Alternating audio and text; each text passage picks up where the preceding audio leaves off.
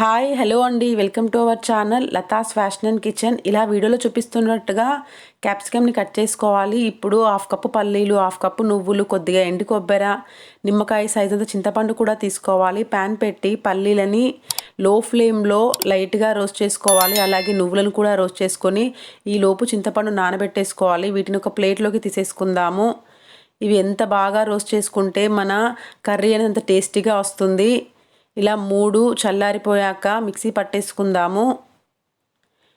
దీనిలో నానబెట్టుకున్న చింతపండును వేసి కొద్దిగా వాటర్ వేస్తూ మిక్సీ పట్టేసుకోండి, మంచి పేస్ట్ లాగా. ఈ వీడియో కనుక ఫస్ట్ టైం చూస్తున్నట్టయితే ప్లీజ్ మన ఛానల్ని సబ్స్క్రైబ్ చేసుకోండి.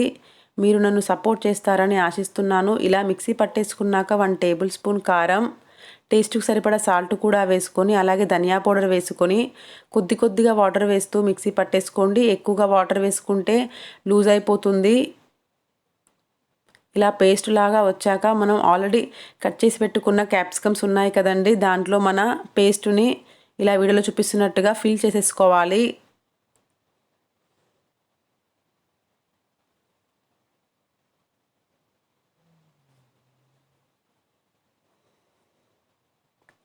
చూడండి, ఇలా మొత్తం మనం ఫిల్ చేసేసుకోవాలి. ఇలాగే అన్నిటిని మనం ఫిల్ చేసి పక్కన పెట్టుకొని ఇప్పుడు స్టవ్ వెలిగించి ప్యాన్ పెట్టి ఒక 3 టేబుల్ స్పూన్ ఆయిల్ వేసి ఆనియన్స్ వేసుకోవాలి. ఇవి మగ్గడానికి కొద్దిగా సాల్ట్ వేసుకోండి. ఇవి మగ్గిపోయాక కొద్దిగా పసుపు, 1 టేబుల్ స్పూన్ అల్లం వెల్లుల్లి పేస్ట్ వేసి పచ్చివాసన పోయేలాగా మనం ఫ్రై చేసుకొని ముందుగా ప్రిపేర్ చేసి పెట్టుకున్న మన క్యాప్సికమ్స్ ఉన్నాయి కదా, వాటిని వేసేసుకోవాలి ఒక్కొక్కటిగా. వీటిని మూత పెట్టి ఒక 2 మినిట్స్ మనం లో ఫ్లేమ్లోనే మగ్గించుకోవాలి. ఇలా మగ్గాక టర్న్ చేసుకోవాలి ఒక్కొక్కటిగా.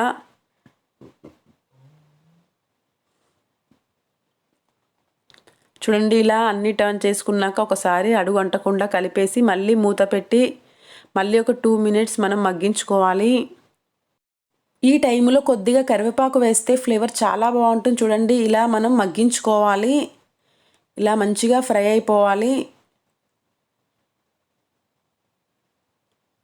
ఇలా బాగా ఫ్రై అయిపోయాక ఇప్పుడు మనం కొద్దిగా మిగిలిన మన పల్లి కొబ్బరి పేస్ట్ ఉంది కదా, దాంట్లో కొద్దిగా వాటర్ వేసి మన కర్రీలో కలిపేసుకోవాలి గ్రేవీ కోసం. ఇంకా కొద్దిగా వాటర్ వేసుకోండి. మనకు గ్రేవీ ఎంత కావాలో చూసుకొని వాటర్ యాడ్ చేసుకోవాలి. మూత పెట్టి మనం ఒక 15 మినిట్స్ అండి లో ఫ్లేమ్లో ఉడికించుకున్నాక కొద్దిగా కరివేపాకు చల్లి మళ్ళీ ఒక 10 to 15 మినిట్స్ మళ్ళీ లో ఫ్లేమ్లో మనం ఉడికించుకోవాలి. High flame పెట్టకూడదండి.